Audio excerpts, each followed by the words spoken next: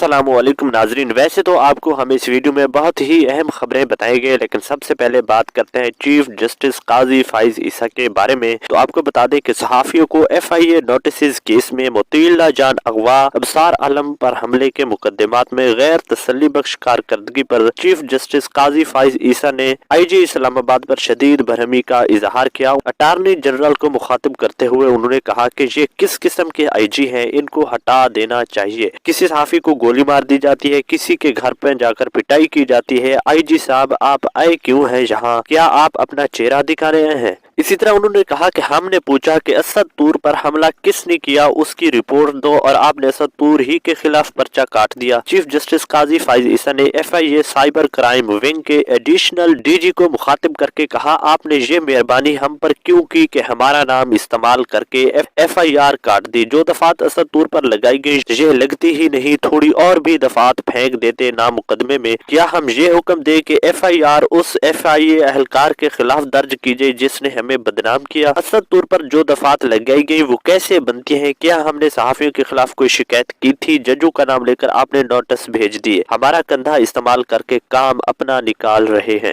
तो नाजरीन, आप समझ सकते हैं कि आज चीफ जस्टिस ने काफी बरहमी का इजहार किया असद तूर के केस के हवाले से। तो इस हवाले से मैं कुछ नहीं कह सकता कि वाकई वो बरहम थे या फिर ओवर एक्टिंग कर रहे थे। इसी तरह नाजरीन, अब बात करते हैं आसिफ अली जरदारी के बारे में। तो आपको बता दें कि सदर आसिफ अली जरदारी ने अपनी बेटी साहिबजादी आसफा भुट्टो को फर्स्ट लेडी बनाने का असूली फैसला कर दिया है। जी हाँ, सदर जरदारी बाज़ाब्ता तौर पर साहिबजादी आसफा भुट्टो को खातून अव्वल डिक्लेयर करेंगे। आसफा भुट्टो को खातून अव्वल का प्रोटोकॉल दिया जाएगा। वो पहली खातून अव्वल होंगी जो सदर की बेटी है। आमतौर पर खातून अव्वल का दर्जा अहलिया को दिया जाता है। तो इस हवाले से लेकर बहुत ही चर्चा किया जा रहा है कि ये कैसा फैसला है जिसकी किसी को समझ नहीं आ रही, क्योंकि अहलिया को हमेशा खातून अव्वल बनाया जाता है, लेकिन आसिफ अली जरदारी ने अपनी बेटी को खातून अव्वल का दर्जा दे दिया है और कहा कि वो खातून अव्वल होंगी। इसी तरह नाजरीन, अगली आपको अहम खबर ये दे दें कि JUI के कोटे पर इलेक्शन कमीशन ने नामालूम खातून का मखसूस नशिस्त पर कामयाबी का नोटिफिकेशन जारी कर दिया। जी हाँ, कामयाबी का नोटिफिकेशन KPK से कौमी असम्बली के मखसूस नशिस्त के लिए जारी किया गया। मौलाना फजलुर रहमान ने नोटिफिकेशन मनसूख करके तहकीकात करने की दरख्वास्त दे दी। मोहतरमा सदफ एहसान ना तो पार्टी की रुकन है